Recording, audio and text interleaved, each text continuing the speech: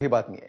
या जमीन प्रकरणावरून गेले 3 दिवस राज्यातलं राजकारण पेटल्यानंतर आता पार्थ पवार ती जमीन सरकारला परत करण्याची शक्यता आहे। याच प्रकरणामध्ये आज अजित पवारांनी मुख्यमंत्री देवेंद्र फडणवीस यांची भेट घेतली। त्यांच्यासोबत सुनील तटकरे आणि प्रफुल्ल पटेलही उपस्थित होते। जवळपास 40 मिनिटे त्यांच्यामध्ये चर्चा झाली। या जमीन व्यवहार प्रकरणाला तुर्तास स्थगिती देण्याची शक्यता आहे। या प्रकरणी चौकशी समितीचा शासन निर्णय जारी करण्यात आलाय।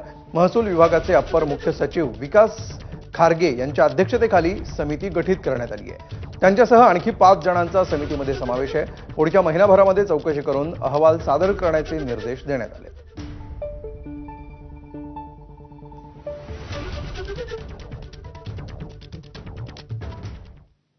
दरम्यान पार्थ पवारांनी जमीन परत करून काय होणार, गुन्हा दाखल झाला पाहिजे अशी मागणी अंबादास दानवेंनी केली आहे। जे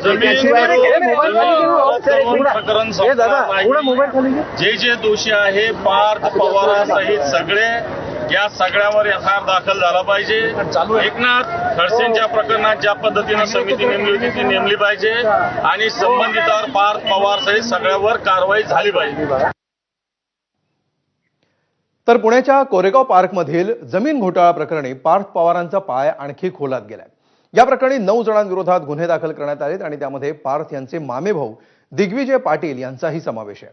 पण यातली सगळ्यात महत्त्वाची बाब अशी की गुन्हा दाखल झालेले दिग्विजय हे अल्मेडिया कंपनीचे केवळ 1% भागीदार आहेत। त्यामुळे इतक्या लहान भागीदारावर गुन्हा दाखल होतो। पण 99% भागीदार असणारे पार्थ मात्र नामानिराळे कसे राहतात याविषयी आता विरोधकांनी आवाज तीव्र केलाय। त्यामुळे पार्थ पवारांभोवतीचं संशयाचं धुकं हे आणखी गडद झालंय। दरम्यान पुण्याच्या रेंज हिल्स भागातील अजित पवारांचा जिजाई बंगल्याचा पत्ता पार्थ पवारांच्या अमेडिया कंपनीसाठी दाखवण्यात आलाय। त्यामुळे निवासस्थानाचा पत्ता कंपनीच्या ऑफिससाठी कसा वापरला गेला असा सवालही उपस्थित होतोय। त्यामुळे आता हा बंगला सुद्धा वादाच्या केंद्रस्थानी आलाय। या प्रकरणामध्ये आणखी किती खुलासे आणि खळबळजनक गोष्टी समोर येतात हे पाहणं आता महत्त्वाचं असणार आहे।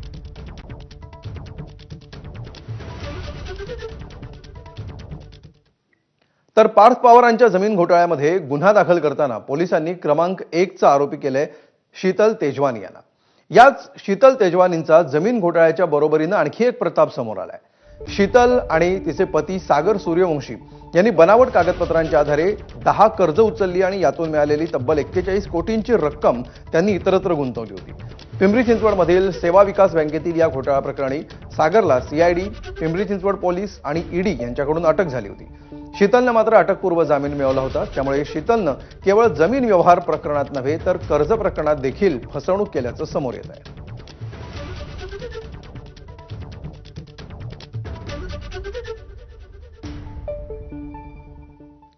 तर या सगळ्या प्रकरणामध्ये जे महत्त्वाचं नाव आहे ते दिग्विजय पाटील। ते कोण आहेत आपण बघूया।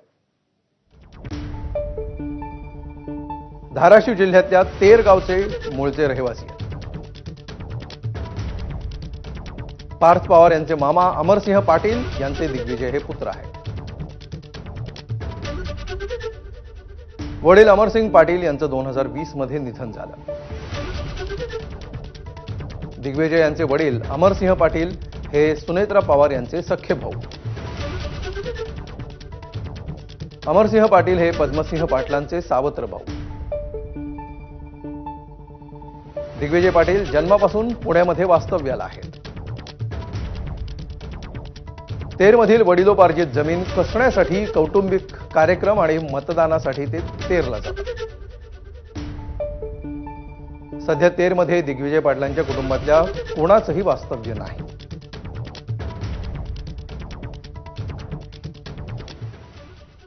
तर या प्रकरणातली सगळी कागदपत्र तपासून कारवाई केली जाणार असल्याचं आश्वासन पोलीस आयुक्त अमितेश कुमार यांनी दिलंय।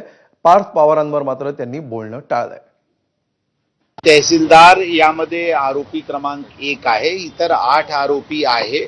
त्याचे बद्दलची जे गुन्हा दाखल जे फिर्याद प्राप्त झाला त्याच्या अनुषंगाने गुन्हा दाखल करण्यात आलेली आहे आणि तपास ईओडब्ल्यू कडे वर्ग करण्यात आलेले आहे। ते कागदपत्र सगळे प्रकारचे अवलोकन केल्यानंतर या तपासाचे पुढची रूपरेखा ठरवण्यात येईल। या कंपनीचे 99% भागधारक हे पार्थ। दरम्यान पार्थ पवारांचं नाव जमीन घोटाळ्यामध्ये पुढे आल्यानंतर उपमुख्यमंत्री अजित पवारांनी राजीनामा द्यावा अशी मागणी विरोधकांनी लावून धरली आहे। मुख्यमंत्री इकडे शेतकऱ्याची जमीन वाहून गेले, ती जमीन बघायला येत नाही, त्याला मदत द्यायला येत नाही, पण तिकडे अजित पवारनी जी जमीन खाल्ले ती त्याच्यावरती पांघरून घालायला तिकडे बसलेले आहेत. हे भ्रष्टाचारांना पाठीशी घालणारं सरकार आहे. शेतकऱ्यांच्या मदतीला येणारं सरकार नाही. आपल्याच मुलाची चौकशी आपल्याच उपमुख्यमंत्री करताय किंवा त्यांचं सरकार करताय, त्याच्यामध्ये काही नीट बाहेर निघालं असं नाही आहे.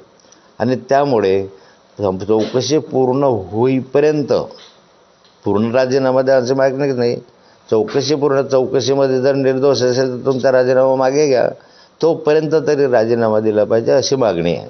अजित पवारांच्या राजीनाम्याची मागणी नाही, 100% बघा, कुटुंबातील व्यक्ती आहेत त्यावेळेस तुम्ही जर दुसऱ्याकडे बोट दाखवत असाल तर स्वाभाविक आहे तो बोट यांच्याकडे पण येईल. पण आता हे धाडस मुख्यमंत्री करतील का हे महाराष्ट्रातील जनता बघते आहे. दरम्यान प्राथमिक तपासातील आरोपींवर गुन्हा दाखल झाला असून रजिस्ट्रेशन कार्यालयामध्ये पार्थ पवारांनी सहीच केली नसल्याचं स्पष्टीकरण चंद्रशेखर बावनकुळे यांनी दिलंय, तर विखे पाटलांनीही पलटवार केलाय. तेव्हा हे मुद्रांकाचे डॉक्युमेंट ज्या ज्यांनी केले, कंपनीचा मालक असेल, खरेदी विक्री करणारे असतील, जे काही नोंदणीच्या वेळी ज्यांनी ज्यांनी सह्या केल्या, कंपनीचे त्या ठिकाणी जे काही कंपनीमार्फत ज्यांनी सही केली किंवा त्या डॉक्युमेंटवर ज्यांनी ज्यांनी सह्या केल्या, ह्या ज्या पहिल्या टप्प्यात आम्हाला आढळल्या त्याच्यावर गुन्हा दाखल केला आहे आणि पुढील सखोल चौकशीमध्ये इतर गुन्हे दाखल होतील. स्वतः मुख्यमंत्र्यांनी चौकशी आदेश दिल्यामुळे आता ती चौकशी आपण होऊ दिली पाहिजे. राजीनामा